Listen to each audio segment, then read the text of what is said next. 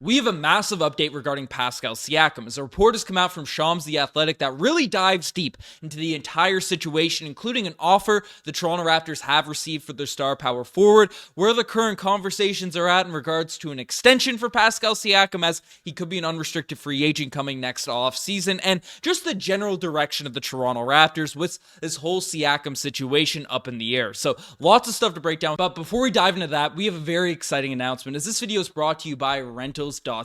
Rentals.ca is Canada's largest apartment hunting network. You can rent houses, condos, apartments, whatever it is. Rentals.ca has you covered all over the country, no matter where you are, whether it's Toronto, Calgary, Montreal, Vancouver, Ottawa, Winnipeg, Halifax, coast to coast. Rentals.ca has you covered, and their website's clean, it's intuitive, it's easy to use. Whatever location you're looking to rent in, you can pinpoint it on the map, and Rentals.ca will give you a bunch of listings to find your ideal location. So you've probably seen their billboards, their signs across your neighborhood, across your city, showing the blue Rentals.ca logo. So definitely keep a lookout for those. But shout out to Rentals.ca. Check out the link in the pinned comment of this video, as well as the description, and find your next rental property. Find your next sort of home that you want to chill out and rent in. And Rentals.ca, they've been great partners to the channel, and they're also Raptors fans. So if you want to support us, you want to find the best rental listings for you, definitely check out Rentals.ca when you're looking for your next rental. Without further ado, let's jump straight into it, as Shams came out with a big report discussing the three major storylines that have been going on this summer.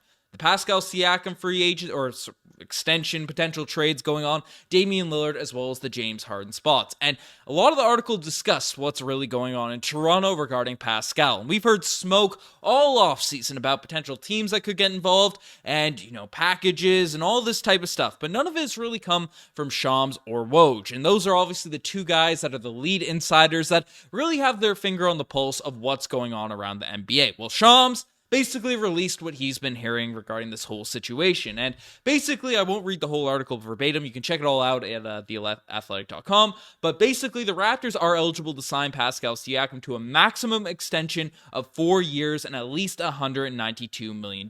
However, there's been no serious conversations going on about an extension. Now, I've already sounded off. I've already made my point known, my opinions known, that I believe the Toronto Raptors should just extend him. You have an all-NBA caliber guy, a guy that's been an all-star, number 2 option on a championship level team in the prime of his career, wanting to stay with your organization. He wants to be here. He's been effective for the squad, despite the fact the roster hasn't really been that up to par, really in recent seasons. And he wants to stay with your organization at a contract that, looking at the other deals that have been handed out over the past, even just this offseason, is fairly reasonable with all the cap going up and all that sort of stuff. Give him the money.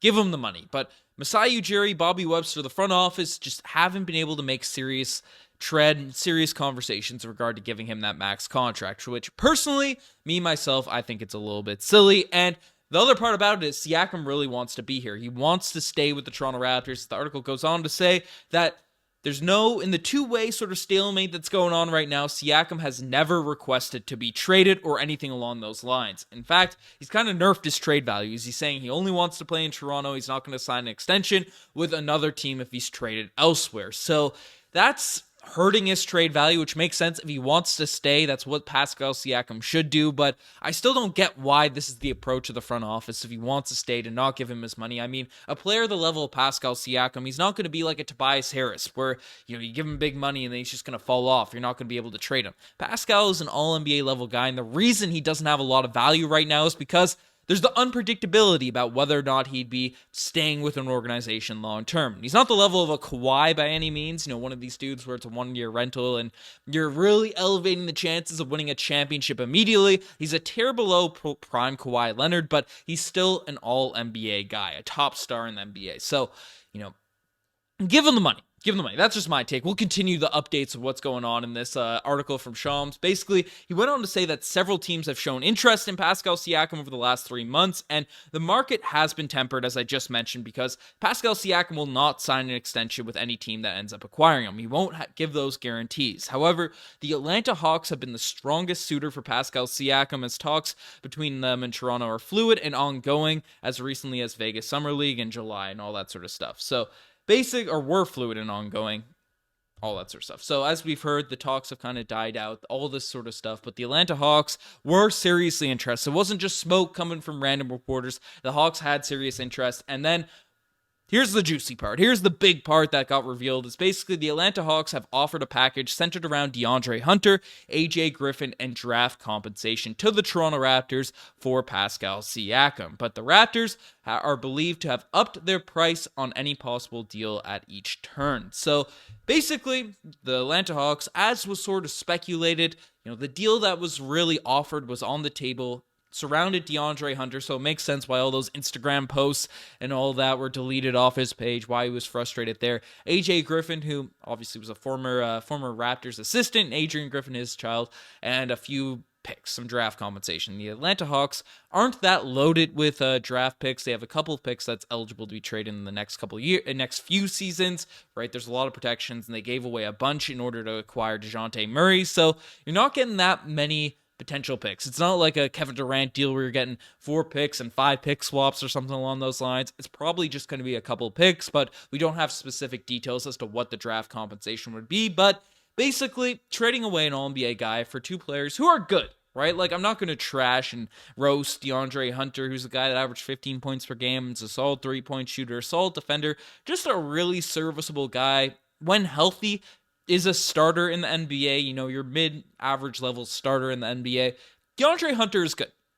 Not going to trash on him. But for Pascal Siakam, him as the center of a return is just not that exciting, not that intriguing, not a player that I'm going to be overjoyed with in terms of a potential return package. And, Griffin is a player that is solid. I mean, AJ Griffin, 9 points per game, 2 rebounds, rookie season, really strong 3-point shooter, right? 47% from the field, all that sort of stuff. But I mean, we have so many wings. We have so many guys that can't naturally play the big man positions that are supposedly 3-and-D players that can be out there on the wing and all that sort of stuff. Yes, this trade would improve our shooting, which is a hole for the Toronto Raptors and all that sort of stuff. It will replenish some of our draft compensation that we lost in the Jakob Poeltl trade, but I mean, this is just not the right move. It's a lateral move.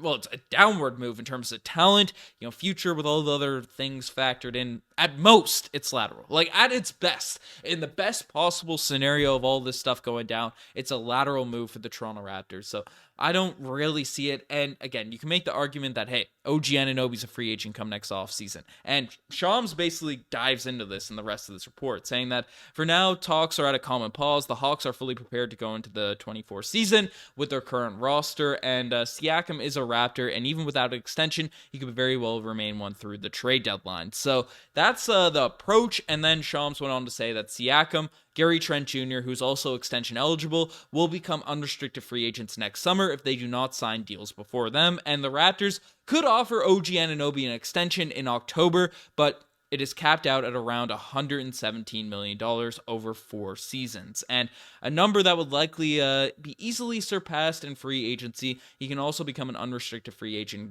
in the summer if he declines his $19.9 million player option. So the Raptors have some big decisions to make. They have to figure out what's going on with this team, what's happening with this squad, because OG, Gary, Pascal Siakam leaving for nothing next season would be absolutely devastating. And then this circles back to the point I was making earlier that maybe you say, hey, sure, it's a lateral move. Sure, it's a negative move. It's a bad move paper-wise in a vacuum for the Toronto Raptors, giving up Pascal Siakam for a DeAndre Hunter, for an AJ Griffin and a couple picks and draft stuff. But, if you're going to lose all these guys for nothing, if that money's going to get tied up and Pascal's going to walk, it is better than just letting Siakam, enter unrestricted free agency and signing with the Hawks for basically scot-free. I mean, I get the argument there, and I get the sort of thought process of, oh, the ball's in Scotty Barnes' hands more because Siakam, he's a ball stopper. He's a guy that, even though he's one of the lead assist getters in the Toronto Raptors last season, is a phenomenal playmaker when he's in that mid-post area. But,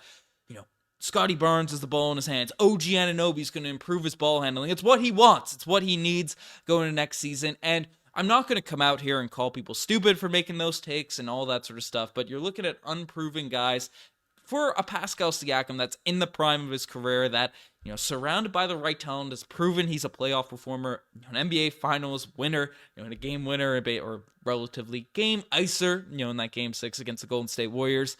I mean, I'm not giving him up for peanuts. Extend the man, give him his money, and then let's be done with all this drama, and then figure out what you're going to do with OG, Gary, and the rest of them. Because, sure, there's the potential of OG, Scotty Barnes becoming those All-NBA talents. Pascal Siakam is that guy. So keep him while he's around, while he wants to stay, while he wants to be on this team. But I don't know. Let me know what you guys think about this entire situation in the comment section down below. You guys are best for making this far, and subscribe to the channel if you guys haven't already. Anyways, I'm signing out. Cheers.